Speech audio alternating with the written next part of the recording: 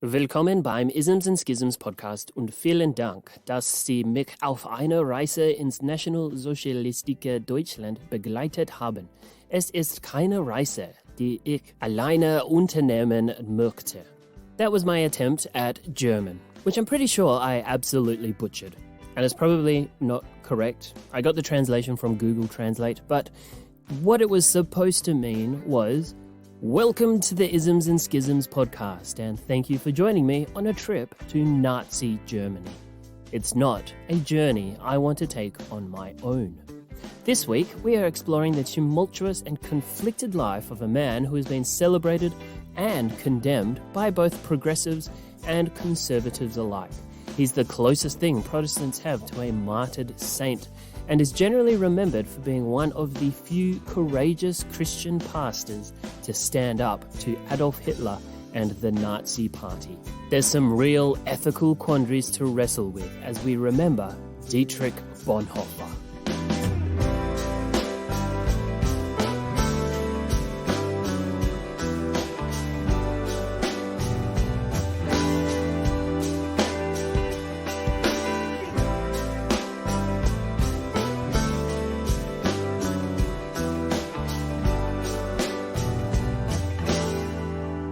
Born in 1906 in Breslau, which is now part of Poland, Bonhoeffer was a twin and born into a large family of 8 children.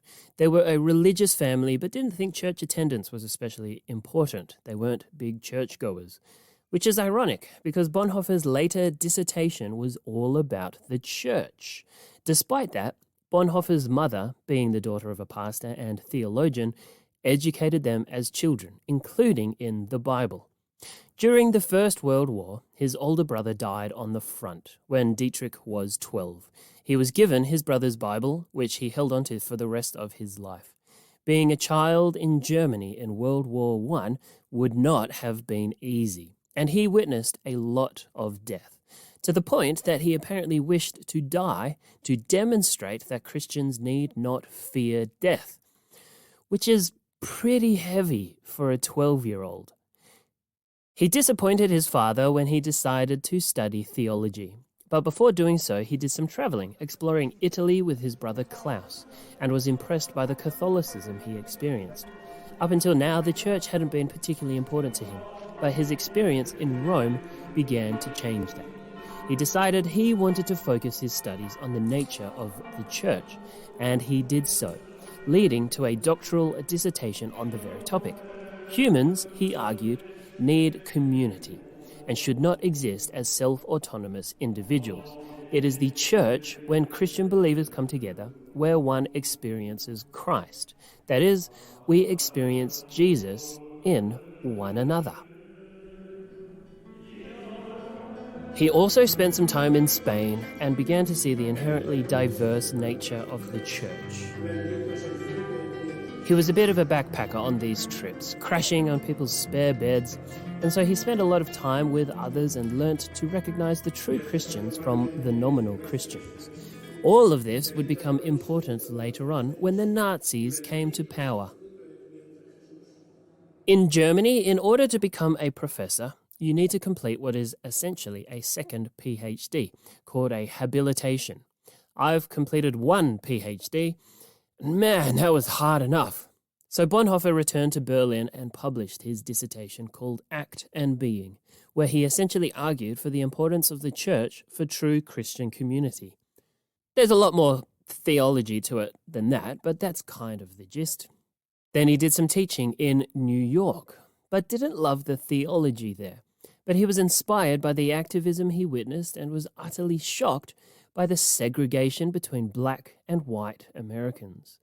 This would really stick with him and was in his mind when he saw similar things happening to the Jewish Germans. Back in Germany, he was a pastor and became friends with the great theologian Karl Barth, who became something of a mentor to Dietrich, and the two of them would write to one another for the rest of Dietrich's life. And then he joined the World Alliance for Promoting International Friendship Through the Churches, which is a bit of a mouthful, but this organization pushed for friendly, ecumenical relations between the churches. But this endeavour became increasingly distrusted as nationalism increased in Germany. Following World War I, nationalism was on the rise in Germany. The hefty fees they were forced to pay with the Treaty of Versailles that ended hostilities crippled the nation economically. This was made worse by the Great Depression. Many Germans thought that this treaty was simply an armistice, not a surrender, so they didn't think they had ever been defeated. So lots of them resented the Allied nations, paving the way for this growing nationalism. They were discontent and angry. Extremist and populist groups emerged, seizing on that anger. Adolf Hitler joined the German Workers' Party in 1919, which was reorganized into the Nazi Party, and gained power throughout the 1920s. Hitler became the leader in 1921, and then in 1923, feeling disenfranchised and disappointed in the governing Weimar Republic, and inspired by Mussolini's march on Rome the year prior, approximately 2,000 from the party marched on a beer hall in Munich, where Hitler declared that a revolution had begun and that a new government would be installed. This attempted coup failed, and Hitler was arrested. He was sentenced to 5 years in prison, but was released after only 8 months. During this time in prison, he wrote Mein Kampf, My Struggle in English. He returned as the leader of the Nazi Party. In 1933, Hitler was democratically elected as Chancellor, but wasn't especially happy with the makeup of Parliament. So what to do? Who to blame? I know, the Communists. So a fire broke out in Parliament, which Hitler blamed on the Communists, and used the incident as an opportunity to push through a bill that enabled him to rule independently of Parliament.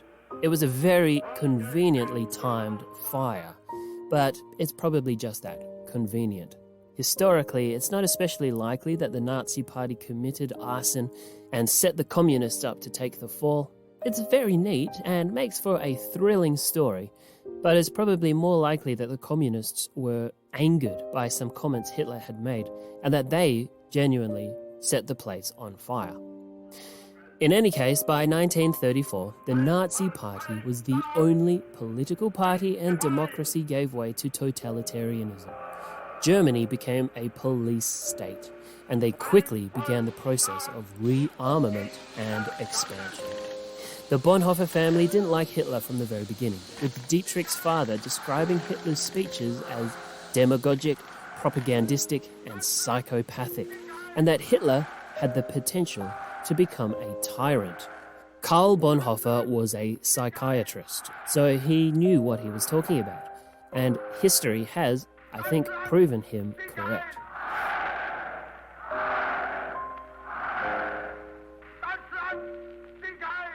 On the 1st of April 1933, the National Socialists passed the law for the restoration of the civil service, which included the infamous Aryan Paragraph, which states that anyone with a Jewish parent or grandparent must be dismissed from their employment in state and civil occupations. This didn't apply to churches or private businesses, but it didn't take long for many of them to follow suit. This Aryan Paragraph was a huge moment in the German-Jewish tensions. The German Christian faith movement, or simply the German Christians, were one of the groups who adopted a nationalistic group, characterized by a suspicion, if not outright hatred, of the Jews. They were inspired by one of their German heroes, Martin Luther. Luther, 500 years earlier, had published some documents which have not aged particularly well. To put it as nicely as I can, it seems that he did not care much for the Jewish people. In fact, I can say that for certain. He wrote a book called On the Jews and Their Lies. That basically sums up how he felt about the Jews. But he was a 16th century person where those sorts of attitudes were common. Come the 20th century, and such attitudes are no longer excusable. even though they probably weren't excusable in the first place, but nevertheless. And though Luther was opposed to the religion Judaism, not the ethnicity per se, he never called for their eradication. The German Christians de-emphasized the Old Testament because it was too Jewish and then stripped Jesus of any of his Jewishness. Jesus essentially became an Aryan. In 1933, the Nazi Party installed Ludwig Müller as Reich Bishop over the churches, with the goal of unifying all Protestant German churches into a single Reich Church. The church was now just another weapon within the state's arsenal. Believing the Third Reich to be fulfillment of biblical prophecy, the German Christians wanted the church to be at the forefront of this growing nationalism, stating, "In race, ethnicity, and nation, we see orders of life given and bestowed upon us by God. And it is God's law that we tend to their preservation. We view the mission to the Jews as a serious threat to our ethno-national traditions. It is the doorway of alien blood into our national body. In particular, marriage between Germans and Jews should be forbidden." And so emerges what is known as the church struggle, which were ongoing debates between the Protestant churches over whether or not to support this nationalist and anti-Semitic movement, and whether or not the Aryan Paragraph should be adopted and enforced within the churches. This affected Dietrich because his friend Hans Hildebrandt had a Jewish mother, and his brother-in-law Gerhard Leipholtz, who was married to his twin sister, also came from a Jewish family.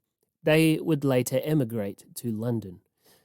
Regarding the relationship between the church and the state, Bonhoeffer argues that there are three options. Option 1. The church can ask the state if it was upholding its duty to ensure justice and order and the well-being of its citizens. Option 2. The church should help the victims of the state's actions and work as a charity. The third option, he stated, "is not just to bind up the wounds of the victims beneath the wheel, but to seize the wheel itself. Such an action would be direct political action and is only possible if the church sees the state to be failing in its function." However, the German Christians gained the majority position and implemented the Aryan Paragraph. Bonhoeffer's involvement in ecumenical activities meant that this sort of division between different people groups was obviously deplorable. But for Bonhoeffer, the overarching issue had to do with church governance, and he took issue with the fact that the state was now essentially determining how the church should function.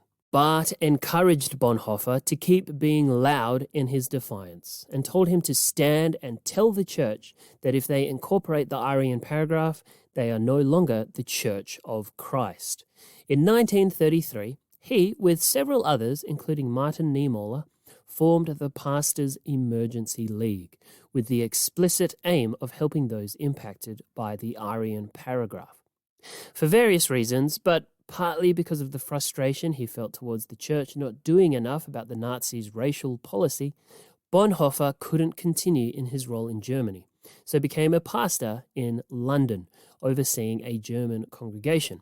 Many were confused by his decision to leave Germany, seeing that he had been such a vocal critic of the German Christians, but he still kept in touch and up to date with what was happening. The leader of the German Christians, Reinhold Krauss, called for an ethnic church, stating that they had to be freed "from the Old Testament with its Jewish economic morality, from these tales of cattle traders and pimps. When we draw from the gospel that which speaks to our German hearts, then the essentials of the teachings of Jesus emerge clearly and revealingly, coinciding completely with the demands of National Socialism." What a fortunate coincidence! There was considerable backlash to this statement, which included the Pastors' Emergency League upping their game, and the Confessing Church was founded in 1934. Karl Barth published the Barmen Declaration, affirming the beliefs of the Confessing Church as well as attacking the beliefs of the German Christians, which they called heresies, as well as the general nationalism of the time. Barth was very concerned to put Jesus first. and not Hitler. The movement grew, and Bonhoeffer's church in London joined. He returned in 1935 to help the Confessing Church establish a new seminary, which had multiple campuses and doubled as a sort of refuge. A particular emphasis within the curriculum was engaging with the world, rather than either retreating from it or capitulating to it. A very high call for the time. But they also stressed the need for discipline and meditation. And from this emerged Bonhoeffer's book, The Cost of Discipleship. Here, he argues for a distinction between costly and cheap grace. Cheap grace is not real grace, because grace came with a great cost to Jesus, and so it costs us as well. Costly grace means doing the hard work of actually being a disciple of Jesus. The call to stand up for your beliefs is all the more extraordinary and difficult when we remember that this is occurring in 1930s Germany, under and in resistance to the Nazi Party. The state church continued to intrude on the confessing church, which Bonhoeffer resented, and he called for support. But he was no longer allowed to teach at the University of Berlin, being called an enemy of the state.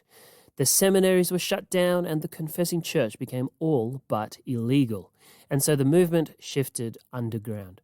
By 1937, the confessing church and the seminaries were decreed illegal, and the Gestapo were involved in shutting these down over the next few years and rooting out the pastors. But the pastors still continued to work in secret, and Bonhoeffer would visit them and provide some teaching. Then in 1938, Bonhoeffer was banned from Berlin. But his brother-in-law, Hans von Dohnanyi, who was married to Dietrich's older sister Christine, and who was very politically involved, introduced Dietrich to a German resistance movement, some of whom were part of the Abwehr, which was the German intelligence service. From there he learnt that war was imminent, which frightened Dietrich because he was a pacifist and he was opposed to the Nazi regime. So being conscripted and being forced to swear allegiance to Hitler was a horrifying thought. Refusal could mean his execution and could cause problems for the confessing church. He was also invited to Union Theological Seminary in New York, but was only there for 2 weeks because he felt guilty for leaving. His friends wanted him to stay in America because returning to Germany was an enormous risk for him. But he felt he needed to be in Germany to support and help in whatever way he could. He stated, "I must live through this difficult period in our national history with the people of Germany. I will have no right to participate in the reconstruction of Christian life in Germany after the war if I do not share the trials of this time with my people." On the 1st of September 1939, the Nazis invaded Poland, starting World War II. And back in Germany, life was not easy for Dietrich. The Gestapo followed him around and he had to report all of his activities. He published a short book on the Psalms where he argued that this very Jewish book was the prayer book of Jesus. This obviously did not go down well with the Nazi authorities, and so he was forbidden to speak or to publish. He had joined the Abwehr, the intelligence agency, which meant he avoided conscription, and within this organization could liaise with members of the resistance movement.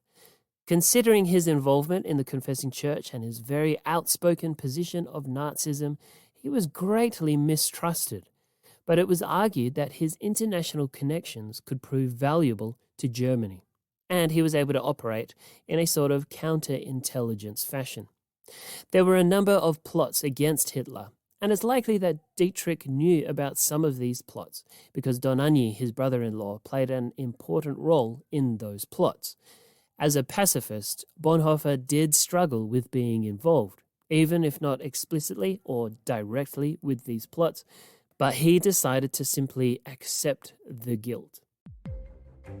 However, his main role in this resistance movement, aside from intelligence gathering and connecting with his international contacts, was his involvement in smuggling people out of the country to Switzerland. In 1941, Operation 7 freed a small group of people who were on their way to a concentration camp and disguised them as counterintelligence informants sneaking into Switzerland. During all of this, he struggled with the inevitable ethical questions that came up, such as his involvement in deception, disobeying his government, and what the German church would look like after the war. He was arrested with Don Agni and his sister Christine because the Reich Central Security Office suspected, rightly, that the Abwehr was conducting conspiracy activities. So they shut it down. Don Agni was in possession of plans for what Germany would look like after the war, which involved Dietrich. And so he was implicated for treason and sent to Tegel military interrogation prison in Berlin. He was there for a year and a half awaiting trial. On the 20th of July, 1944, the German resistance movement attempted another assassination attempt on Hitler, which is known as Operation Valkyrie, led by Klaus von Stauffenberg. The plan was that a bomb within a briefcase would be positioned under a conference table at Wolf's Lair, where Hitler and other Nazi leaders were meeting. However, for a number of reasons, it failed, and the coup was crushed. Following this, the Gestapo took a closer look at known associates, and Dietrich was connected to the conspirators.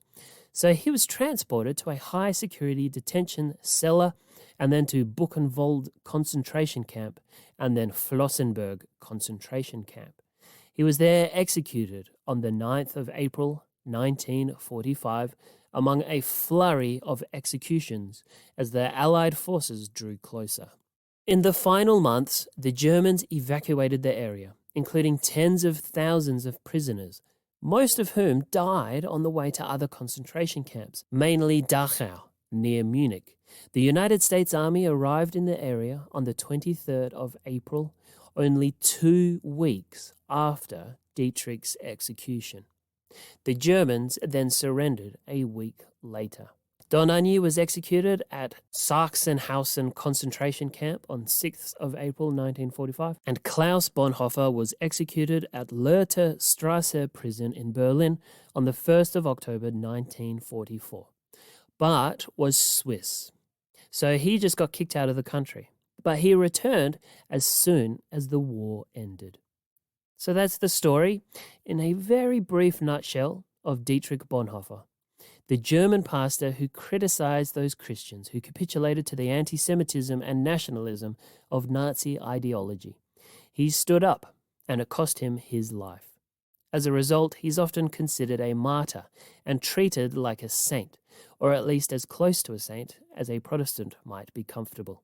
But it is a conflicting story, and there is a lot to consider as we reflect on Bonhoeffer's life. The first, of course, has to do with the ethics of resistance and of violence. How many of us have thought about what we would do if we were in Germany and happened to bump into Hitler on the streets? Or if we had a time machine, would we go back and kill him before he rose to power? Bonhoeffer was an idealist pacifist. He wrote and spoke passionately about the need for non-violence and for peace and unity. He spoke against all forms of violence, bigotry, racism, and yet he was part of a resistance movement, and his intelligence was probably used in assassination attempts on the life of Hitler. Now, he wasn't ever directly involved with these assassination attempts. A lot of people often mistakenly assume that Bonhoeffer was arrested for trying to kill Hitler. This actually isn't true. And the big assassination attempt, Operation Valkyrie, the one that got turned into a movie featuring the well-known German actor Tom Cruise, occurred when Bonhoeffer had actually already been in prison for over a year. But he was part of the resistance movement, defied orders, smuggled people out of the country, used his international connections to get the truth of what was happening to the Allied nations. He spoke about taking direct action against evil, tyrannical governments, and he once said, "Silence in the face of evil is itself evil. God will not hold us guiltless. Not to speak is to speak. Not to act is to act." So ethically, it is a difficult, complicated issue. And I'm not going to give you a nice, clean answer. Let's think about it, grapple with it in our minds with ethical issues like this, and just hope and pray that we never have to be in the position that Bonhoeffer was, where standing up for our convictions might lead to violence and might result even in violence done to us. But of course, let's be fair to those Christians who joined the Christian faith movement, or those who remained silent. It was an impossibly difficult situation for so many of them. Bonhoeffer wasn't married, and he didn't have children, where so many of the other pastors did. What Bonhoeffer did was still really difficult, risking his life, but he didn't have the responsibility to a wife or children. The others were stuck between a rock and a hard place. To speak out against Hitler meant endangering not just yourself, but your whole family. Yes, anti-Semitism is bad. And let's just quickly clarify one thing.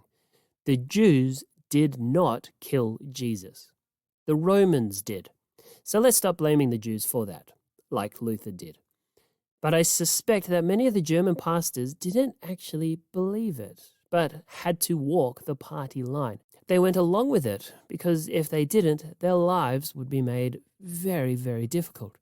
And of course, at least at first, they generally didn't know the extent of what the Nazis were doing to the Jews.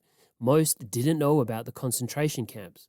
Plus, the propaganda being shoved down their throats, the intimidation of the soldiers marching the streets, the rhetoric coming from the leaders of the churches. So many of us like to think that we'd be like Bonhoeffer or Barth or the others who stood up to Hitler and the Nazi Party. But were we in that situation, it wouldn't be so easy to come to that conclusion. I'm glad people like Bonhoeffer and Barth did stand up, that there was a voice of resistance to the horrors being committed by the Nazi Party, to the nationalism and the anti-Semitism, the bigotry and the violence, the unification of church and state. But to be honest, I don't know if I could have done it. I don't know if I'd have the courage. I don't know if I'd be able to risk the life and livelihoods of my wife and my son. So for us today, the task is to make sure that we don't ever end up in that situation where we would be forced to make those sorts of decisions. Let's raise our voice before it is too late. To injustice, to discrimination, let's look for the warning signs before the swastikas are hanging from the communion table, or we are forced to salute the tyrant before we pray. Their execution of so many millions of Jewish people for no other crime than for being born Jewish is a mark against humanity. It's not quite right to say that the German church didn't speak out against it, but when the German Christians and the Third Reich, the church and state, coupled up together, it enabled atrocities. In hindsight, it's easy for us to say that the church should have done more. But like I mentioned, they were in a very difficult position. So let us learn from history and avoid getting ourselves into that position in the first place. This episode was recorded on the traditional lands of the Whadjuk Noongar people. I look forward to exploring more isms and schisms with you.